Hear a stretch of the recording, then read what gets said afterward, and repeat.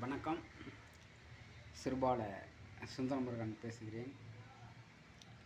இப்போ அரசியல் விறுவிறுப்பாக போய்கிட்டு இருக்கு.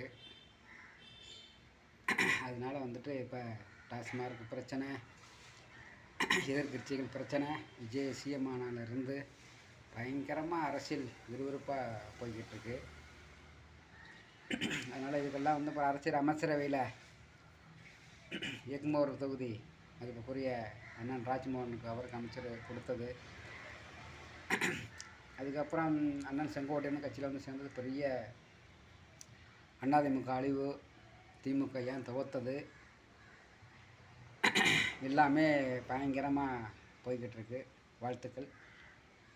ஒட்டுமொத்த தமிழக மக்களுக்கும் புது முதலமைச்சரை உருவாக்குனதுக்கு வாழ்த்துக்கள். இந்த மாதிரி தான் தமிழக மக்கள் சிந்திக்கணும். ஓட்டு போட்டவங்க கூட ஓட்டு போட்டிருந்தா அவர் பாட்டுக்கு ஆட்சி அமைச்சுக்கிட்டு நாட்டு மக்களுக்கு நல்ல செஞ்சுக்கிட்டு இருப்பாப்புல. போட்டவங்க 108 எம்எல்ஏக்கு தேர்ந்தெடுத்துட்டாங்க. அதுக்கப்புறம் அவர் முதலமைச்சராக முடியாமல் அதுக்கு கவர்னர் தமிழக இப்போ உள்ள முதல்வரை பதவி பிரமாணம் இருக்கணும். பல தடுக்கல் போராட்டங்கள். அது ஆமாம், இடையில ஒரு ஆள் புதுசாக வரக்கூடாது. நீனும் நானும் தான் மாற்றி மாற்றி கொள்ளையடிக்கணும், இந்த நாட்டை சீரழியணும். அவர் உள்ளே வந்துட்டால் நம்ம 2 உடைய விசுர்வத்தையும் கண்டுபிடிச்சிருவார் அப்படின்றதுக்காக கவர்னரை மேலிடத்துல கீழிடத்துல எல்லாம் இந்த இறைவனுக்கு தான் தெரியும். அப்புறம் அவர் அண்ணன் மதிப்புக்குரிய திருமாவளவன், கம்யூனிஸ்ட்டு, காங்கிரஸ், அதுக்கப்புறம் ஆட்டோமேட்டிக்காக எல்லாம் ஆதரவு வெளியிலேருந்து ஆதரவு கொடுத்துட்டாங்க. அந்த வழியில் அண்ணன் திருமாவளவன் கம்யூனிஸ்ட் கட்சி எல்லாரையும் பாராட்டக்கூடிய விஷயம். திருமாவளவன் அண்ணனுடைய சிந்தனை நல்ல சிந்தனை. கவர்னர் ஆட்சி பிஜேபி ஆட்சி ஆளுற மாதிரி சொன்னாப்போ பரவாயில்ல, வாழ்த்துக்கள். அப்புறம் ஆட்சி அமைச்சிட்டாரு. ஆட்சி அமைச்சதோடு கையெழுத்து போட்டாப்புல. அப்புறம் மின்சாரத்துக்கு கையெழுத்து போட்டார். அதுக்கப்புறம் சிங்கப்பெண்ணு அப்படின்னு சொல்லி பயங்கரமாக கையெழுத்து போட்டாப்புல. விறுவிறுப்பாக ஓடிக்கிட்டு இருக்கு. அப்புறம் 717 டாஸ்மார்க் கடைகள் மூடப்பட்டது. அது தமிழக முதல்வர் விஜய் ஒரு சினிமா நடிகனாக இருந்தால் ஒரு மூலம் சொன்னால் ஒரு விருப்பம் பேசப்பட்டது. ஏற்கனவே ஜெயலலிதா அம்மையார் 500 கடை மூடினாங்க. அப்புறம் திமுக கம்பெனி ஒரு 500 கடையை மூடினார்கள். ஆனால் அவர் பயங்கரமாக பிளாக்கில் வைக்கப்படாது. இப்போ சென்னையில் பரபரப்பாக அங்கங்கே ஆணிச்சு போய் உடனே ஆக்ஷன் எடுத்துக்கிட்டு இருக்காங்க. ஆனால் அந்த பாட்டிலுக்கு 10 ரூபா குறையிறது இன்னும் விடலை.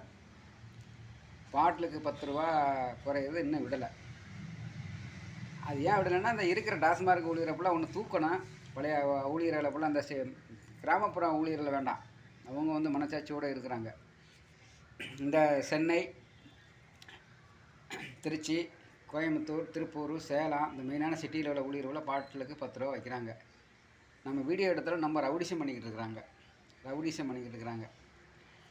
அவங்கள கேட்டோம்னா பார்லேருந்து ஆள் வர்றேன் கேட்குறதுக்கு. இப்படிலாம் பிரச்சனை ஓடிக்கிட்டு. இதுக்கு ஒரு முற்றுப்புள்ளி வைக்கணும் தமிழக முதல்வர். ஆமாம், இல்லை ஒன்று கேரளா மாதிரி பண்ணிடுங்க. கேரளா எப்படின்னா, டாஸ்மார்க்கில் காசு வாங்குறதுக்கு பெண்கள் இருப்பாங்க. அங்கே கரெக்டாக எம்ஆர்பி ரேட்டு தான். இப்போ கேரளாவில் ஒரு கூண்டு மாதிரி அமைச்சிருக்கோம். அதில் ஒரு சின்ன டப்பா மாதிரி வச்சுருப்பாங்க. அதில் காசை வைப்பாங்க. அவங்க அந்த லேடி பில்லை கொடுப்பாங்க. 140 ரூபா பில்லை கொடுப்பாங்க. அந்த டப்பாவில் வச்சுருவோம். அந்த டப்பாவில் இருந்து இந்த ஆணுங்களை எடுத்து கொண்டு போய் டாஸ்மார்க்கில் வரிசையில் நிற்பாங்க. பில்லு வாங்குறதுக்கும் வரிசையில் நிற்கணும், சரக்கு வாங்குறதுக்கும் வரிசையில் நிற்கணும். அப்போ அவன் சரக்கை கொடுத்து தான் ஆகணும். அங்கே கஸ்டமர்கிட்ட காசு கேட்க முடியாது, ஒன்றும் பண்ண முடியாது. ஏன்னா இங்கே லேடிஸ் மனச்சாட்சியோடு நடந்துக்குருவாங்க. கம்ப்யூட்டரில் போட்டு பில்லை கொடுத்துருவாங்க. அங்கே சரக்கு கேரளாவில் எப்படின்னா ஒரு கவரில் போட்டு கொடுப்பாங்க, காக்கி கவரில். இப்போ எப்படி தமிழில் மெடிக்கலில் மாத்திரை மருந்து வாங்கினா காக்கி கவரில் போட்டு கொடுக்குறாங்க. அந்த மாதிரி அதே மாதிரி தமிழ்நாட்டில் கொண்டு வாங்க மெயின். அப்போ தான் இந்த 10 ரூபா டிஸ்ட்டை ஒழியும். இல்லாட்டா ஒழியவே ஒழியாது. கேட்டால் அதுக்கு சீவை உள்ள அது உள்ளேன்னு டாஸ்மார்க் உள்ள ரவுடிசம் பண்ணிக்கிட்டு இருக்கேன் உள்ளே உட்காந்துக்கிட்டு சென்னை சிட்டிக்குள்ள. அதேமாதிரி மெயின் ரோட்டில் உள்ள டாஸ்மார்க்குள்ளே எடுங்க. பெண்கள் நடமாட்டம், பெண்கள் பயங்கரமாக நடமாட்டம். அந்த வழியில் பெண்கள் வந்தால் போனால் ரொம்ப சிரமமாக இருக்குது. அன்றைக்கி கூட ஒரு டாஸ்மார்க் ஈக்காடு தாங்கலேருந்து மெட்ரோ ட்ரெயின்லேருந்து வர பெண்கள்லாம் வர ஐடி கம்பெனியில் வேலை வைக்கிற ஹாஸ்டல், பெண்கள் ஹாஸ்டல் நிறையா இருக்குது ஈக்காடு தாங்கலில். அப்போ ஒரு பொண்ணு அங்கேருந்து வரையில் இந்த கூட்டத்தில் லைட்டாக தட்டிடுச்சு. அவள் ஆம்பளால் கேட்குறேன், என்னடி காசை தட்டி விட்டு போகிறீங்கன்னு கேட்குறேன். அப்போ அது பெண்களுக்கு பயங்கரமாக இதாக இருக்குது. அந்த பெண்கள் அழகாக நான் அப்புறம் எனக்கு நின்றுக்கிட்டு இருக்கேன், போத்தா குடியில் போதையில் சொல்லிக்கிட்டு இருக்கேன் அப்படின்ட்டு. அந்த மாதிரி கடையெல்லாம் எடுங்க. அதுக்கப்புறம் ஆன்ஸ் போயில அதே அதுக்கப்புறம் ஜெயா டிவி பக்கத்தில் ஒரு ஹோட்டல் இருக்குது. அந்த ஹோட்டல் பேர் சொல்லக்கூடாது. அந்த ஹோட்டல் ஓனரே பெரிய ரவுடி. என்ன ஃபுல்லாக 24 மணி நேரமும் வந்து உள்ளக்க எல்லாமே வந்து ஆன் சீல்ஸ் எல்லாமே ஓடிட்டு வச்சுக்கிட்டு இருக்குது. மெயின் ரோட்டில் பக்கத்தில் பஸ் ஸ்டாப் இருக்குது. பெண்கள் ஃபுல்லாக அந்த வழியில் வர்றாங்க போகிறாங்க. ஹோட்டலும் ஒன் ஷாப் ஒன்றா தான் இருக்குது. ஃபுல்லாக அந்த சந்தில் ஆன்ஸ் ஓடிக்கிட்டு இருக்குது. இதை கட்டுப்படுத்தணும். அதனால வந்துட்டு மும்முரிமாக இறங்கி அதுக்கு தவறு கொடுங்க. அந்த 10 ரூபா டிஸ்டத்தை விட்டுருங்க. ஏன்னு கேட்டால் அந்த கரூர் பிரச்சனை அந்த 10 ரூபாயில் வந்தனால தான் அந்த பிரச்சனை வந்துச்சு. அதை முற்றிலும் ஒழிங்க. எத்தனையோ படித்த பெண்கள் இளைஞர்கள் இருக்கிறாங்க. அவங்கள வந்துட்டு தனியாக ஒரு இது மாதிரி அமைச்சு ஒரு பிடிச்சி ஒரு ஆஃபீஸ் மாதிரி அமைச்சு அங்கே பக்கத்தில் ஒயின் ஷாப்பில் ஒரு 10 மீட்டர் 100 மீட்டர் தூரத்தில் அங்கே காசை கட்டிட்டு இங்கே வந்து அந்த ஃபுல்லாக கொடுத்து சரக்கு வாங்குற மாதிரி பண்ணுங்க. அப்போ தான் இந்த 10 ரூபா டிஸ்ட்டை ஒழியும். இல்லாட்டா ஒழியாது. அவன் கேட்டால் ஏதாவது ஒரு சொல்லிக்கிட்டு இருப்பேன். பாரிலேருந்து ரவுடிஸ் வந்துக்கிட்டு இருப்பேன். இதெல்லாம் ஏற்கனவே பாடுற ஏன்னா எடுத்து வச்சோம் எல்லாம் அந்த திமுக கம்பெனி ரவுடிஸு. அதிலேருந்து பார்த்தா போலீஸுக்கு மாமூல், மதுவிலக்குத்துறைக்கு மாமூல், அனைத்து டிபார்ட்மெண்ட்டுக்கு மாமூல், இப்போ ஃபுல்லாக டெய்லி அந்த மாதிரி ஓடிக்கிட்டு இருக்கு. அப்போ அதெல்லாம் சரி கட்டி தான் இந்த 10 ரூபா வைக்கிறான். இவனுக்கு டாஸ்மார்க் ஊழியர்கள் சம்பளத்தை கொஞ்சம் வசதி விட்டுட்டு பில்லு வேறு இடத்துல காசை கட்டிட்டு இந்த இடத்துல வந்து பில்லை கொடுத்தா மாட்டு பாட்டில் எடுத்து கொடுத்துட்டு போயிட்டே இருப்பாங்க. மக்கள் பிரச்சனை இருக்காது. அந்த 10 ரூபா இஷ்டம் இருக்காது. இதில் வந்து ஆட்சி கவுழ்ந்தெல்லாம் இருக்குது. அதனால் வந்து தமிழக வெற்றி கழக அரசுக்கு இது ஒரு வேண்டுகோள். நானும் வந்து இந்த இந்த ஓட்டு எலெக்ஷன் வர்றதுக்கு முன்னாடி 1 மாத காலமாக வெற்றி கழகத்துக்கு நான் ஆதரவு முகநூல், இன்ஸ்டாகிராம், ஃபேஸ்புக், யூடியூப் எல்லாத்துக்கும் பேசி வரேன். நான் தமிழரில் பயணித்தேன். அதோடைய கொள்கை கோட்பாடு கேட்குறதுக்கு இனிமையாக இருக்குது. அண்ட் அதில் சாட்டைன்னு சொல்லிட்டு ஒருத்தர் இருக்கேன், வீணாக போனவன்.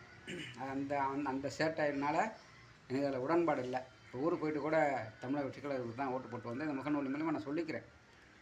ஏன்னா நான் தமிழர்களுக்கு ஆதரவு தெரிவித்து அப்புறம் வந்து ஓட்டு போட்டுட்டு வந்துட்டு நான் தமிழக வெற்றி கழக சார்பாக நான் விவாதம் பண்ணேன். ஏகப்பட்ட பேரை விவாதம் பண்ணேன்.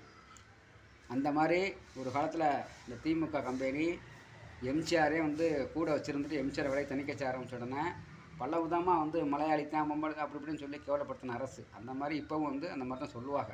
ஏன்னு கேட்டால் இப்போ கூட இந்த 1000 ரூபா காசு ஏற்ற வைக்கல அப்படின்னு சொல்லி ஆட்சி அமைச்சு 3 நாளுக்குள்ளே வந்து முன்னாள் முதலமைச்சர் மு.க. ஸ்டாலின் பையன் எல்லாமே ஏற்றுனாங்க. அதாவது புரிதல் இல்லாமல் ஒரு வீட்டுக்கு நம்ம இப்போ இந்த வீட்டிலேருந்து இந்த வீட்டில் காலி பண்ணி போனோம்னா அந்த வீட்டை செக் பண்ணுறதுக்கு கொஞ்சம் நாள் ஆகும். நீங்கள் பதவி இப்போ உள்ள முதலமைச்சர் வந்து பதவி ஏற்கையில் சொல்லிட்டே கொஞ்சம் காலத்தரணும். அது பெண்கள் மத்தியில் எல்லாம் புரிஞ்சுக்கிட்டாங்க. ஆனால் அவங்க வந்து அது புரிதல் இல்லாமல் இருக்கவன் அது சொல்கிறாங்க உங்களுக்கு கேவலப்படுத்துறதுக்குண்டே. அதனால் அந்த இது வந்து திமுக காரர்களுக்கு உதாரணம். அதனால வந்துட்டு இந்த டாஸ்மார்க்கு அதேமாதிரி இந்த பாதுகாப்பு இந்த சிங்கப்பெண்ணை பாதுகாப்பு திட்டம் அது கிராமத்துக்கு அதை அமைச்சிருங்க. கிராமத்துக்கு தமிழகத்தில் எங்கெங்கே கிராமம் இருக்கோ ஒரு பஞ்சாயத்துக்கு ஒரு இது மாதிரி போய் அமைச்சு அதை பண்ணிடுங்க. டாஸ்மார்க்குக்கு வந்து ஒரு நம்பர் ஒன்று கொடுத்துருங்க. அந்த நம்பரில் நம்ம எக்ஸ்ட்ரா அந்த காசு வாங்கினா நம்பருக்கு ஃபோன் பண்ணால் அடுத்த செகண்டில் வர்ற மாதிரி. ஏன்னு கேட்டால் இப்போ உள்ள டாஸ்மார்க்கில் ஃபுல்லாக போலீஸ் லஞ்சம் வாங்குறாங்க. எல்லா பேருமே லஞ்சம் வாங்குறாங்க. அரசியல்வாதியிலேருந்து ஒரு இடத்துலலாம் டாஸ்மார்க்கு ஹோட்டலும் கடை ஒன்றா இருக்குது. திமுக கம்பெனிலேருந்து, அதிமுக கம்பெனிலேருந்து, மதிமுக கம்பெனிலேருந்து, பாமக கம்பெனிலேருந்து அனைத்து கம்பெனிக்காரர்களுக்கும் காசு லஞ்சம் போய்கிட்டு இருக்குது. மாதம் 15 வேறுண்டு. அப்போ அதை கண்டுக்கிற மாட்டேன். அதனால் இந்த டாஸ்மார்க்கை வந்து இல்லை உனக்கு ஒட்டுமொத்தமாக க்ளோஸ் பண்ணிவிட்டு வேறு வழியில் வருமானத்தை ஈடுகட்ட பாருங்கள். இல்லை இந்த கேரளா டிஸ்டத்தை இங்கே கொண்டு வாங்க. இப்போ தமிழக முதலமைச்சர் நாளைக்கு பதவி பிரமாணத்துக்காக கேரளா சொல்கிறாரு. அந்த டிஸ்டத்தை கேட்டுட்டு வாங்க. அதனால் வந்துட்டு இது அனைத்து இளைஞர்களும் அனைத்து இளம்பெண்களும் சிந்திங்க. ஒட்டுமொத்தமாக இந்த கட்சி வந்து ஸ்டாலின் கேட்குறாரு தோற்றதுக்கு காரணம் எல்லாருமே உள்ளதை சொல்லுங்கள் அப்படின்ட்டு. உங்களை சுற்றி இருக்கிற மகாமுனிக்கு தான் காரணம். சாதாரண ஊராட்சி மன்ற தலைவர்லேருந்து, கவுன்சிலர்லேருந்து, எம்எல்ஏலேருந்து, அமைச்சர்லேருந்து அனைத்து பேருமே ஊழல். நீங்கள் வந்து முதலமைச்சர் நீங்கள் நல்ல மனுஷனாக இருக்கலாம், எனக்கு பிடிச்சிருக்கு. நீங்கள் எவ்வளோ தான் கவனிப்பீங்க? ஒட்டுமொத்த மாவட்ட செயலாளருக்கும் வந்து பார் மூலிமா அந்தந்த பார் மூலிமா கமிஷன் போய்கிட்டு இருக்குது. கடையிலேருந்து கமிஷன் போய்கிட்டு இருக்குது, வச்சுக்கிட்டு இருக்குது. சாதாரண ஊராட்சி மன்ற தலைவர்லேருந்து கவுன்சிலர் வர ரவுடிசம் பண்ணிக்கிட்டு இருக்கிறாங்க. அதை மஸ்ட்டு நீங்கள் கலாவி பண்ணுங்கள். அதை கலாவை பண்ணிக்கிட்டு இல்லாமல் நீங்கள் 42 கட்சி ஆரம்பித்து 67 அண்ணா ஆட்சியை பிடிச்சாரு, 69 கலைஞர் சிஎம் ஆச்சார். அன்னைக்குலேருந்து நாட்டுக்கு கேட்டு வந்துருச்சு. அவங்க பிடிக்காம தான் எம்ஜிஆர் கட்சி ஆரம்பித்தார். அப்போ எம்ஜிஆருமே குறை சொல்லி பண்ணி அவர் 13 வருஷம் உங்களை உட்கார வச்சார். அதுக்கப்புறம் மாற்றி வந்துக்கிட்டு இருந்தேன். அப்புறம் ஜெயலலிதா மாதிரி வந்தாருங்க. அதுக்கப்புறம் உங்களை 10 வருஷமாக உட்கார வச்சாங்க. இடையில எடப்பாடி கும்பிடு ஓட்டு முதலமைச்சர் ஆனார். இதெல்லாம் நீங்கள் சிந்திக்கணும். இன்றைக்கி வந்து தமிழக வெற்றி கழக தலைவர் விஜய்கிட்ட நீங்கள் தோற்றுறீங்க. இதெல்லாம் சிந்திச்சு கலந்தாய்வு பண்ணுங்கள், நேர்மையாக பண்ணுங்கள். ஆட்சியை சீட்டு கொடுக்கல எல்லாத்துக்கும் பாகுபாடு இல்லாமல் கொடுங்க, சாதிவாதம் இல்லாமல் சீட்டை கொடுங்க. அந்தந்த ஏரியாவில் அந்தந்த சாதிக்காரனை கொடுக்குறீங்க, எவன்கிட்ட கோடி ரூபா இருக்கும் அங்கே சீட்டை கொடுக்குறீங்க. இதெல்லாம் சேர்த்து தான் உங்களுக்கு ஒரு துவப்பு உங்களையும் துவக்கடிச்சது காரணம் திமுக கம்பெனிக்கு. அதனால் அதை நீங்கள் திமுக அதை நீங்கள் திங்க் பண்ணுங்கள். உங்கள் கட்சிக்காரெல்லாம் நீங்கள் கண்ட்ரோல் பண்ண முடியலை. இவ்வளோ காலமாக ரெண்டு பேரும் நாட்டு மக்களை ஏமாற்றி வந்துக்கிட்டு இருந்தே ஒன்றும் கண்டுக்கறல. இப்போ புதுசாக வந்துட்டார், சிந்திங்க. யார் மக்களுக்கு நல்லது செய்வாளோ அவளுக்கு தான் மக்கள் ஓட்டு போடுவாங்க. இவர் வந்துட்டார், 3 தலைமுறை 2 தலைமுறை முடிக்கும் வந்துட்டார். வந்த உடனே இப்போ அவருக்கு ஓட்டு போட்டுட்டாங்க. எடப்பாடி சுயநலவாதி ஆகிட்டார். அவர் எனக்கு தேவை எந்த கட்சி நிர்வாக மக்கள் எப்படி போகிறாலோ எனக்கு பொறுப்புலே இருக்கணும் வைக்கணும் அப்படின்ட்டு. அதுக்கப்புறம் இப்போ ஒன்று சிந்தனை பண்ணியிருக்கேன் திமுக கம்பெனி. அதிமுக திமுக 2 பேரும் கூட்டு சேர்ந்து அப்படி இது மக்கள் மத்தியில் பட்டுக்கிட்டுலாம் பரவிடுச்சு. இதுவே உங்களுக்கு பெரிய இழப்பு.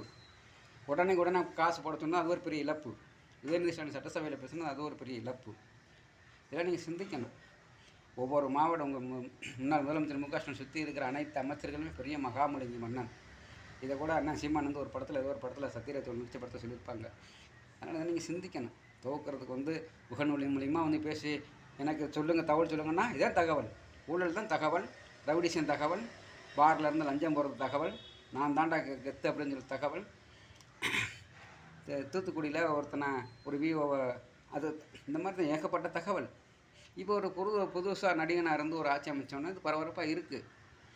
அதனால் நின்று அடுத்தடுத்து தான் வந்துக்கிட்டு இருப்பார். நீங்கள் என்னத்தை தான் கண்ட்ரோல் பண்ண மக்கள் வெறுத்துட்டாங்க. ஆமாம், அதனால் இந்த டாஸ்மார்க்கு கேரளா பாணியில் இங்கே கொண்டு வாங்க. கடைசி முடிவு கேரளா பாணியில். கேரளாவில் இப்போ சரக்குக்கு காசு கட்டணும்னா இங்கே லேடி ஒரு கவுண்டரில் இருப்பாங்க. அவங்கள்ட்ட காசை விட்டோம்னா கரெக்டான என்ன ரேட் எடுத்துக்கிடுவாங்க. ஜிபே பண்ணணும், ஜிபே பண்ணிக்கிடுவாங்க. அந்த பில்லை ஒன்று கொடுப்போம். அந்த பில்லை கொடுத்துட்டு கடையில் சரக்கை வாங்கி அந்த கவரில் பேக் பண்ணி கொடுப்பாங்க. இடையில எங்கேயுமே சரக்கு சாப்பிடக்கூடாது. வீட்டில் போய் சாப்பிட்டுக்கிறோம். இடையில சாப்பிட்டா உனக்கு ஜெயிலு தண்டனை. அந்த மாதிரி இஷ்டத்தை கவர்மெண்ட் இந்த தமிழக வெற்றி கழக அரசு கொண்டு வரட்டும். வாழ்த்துக்கள். இப்படிக்கு சிறுவாலை சுந்தரமுருகன்.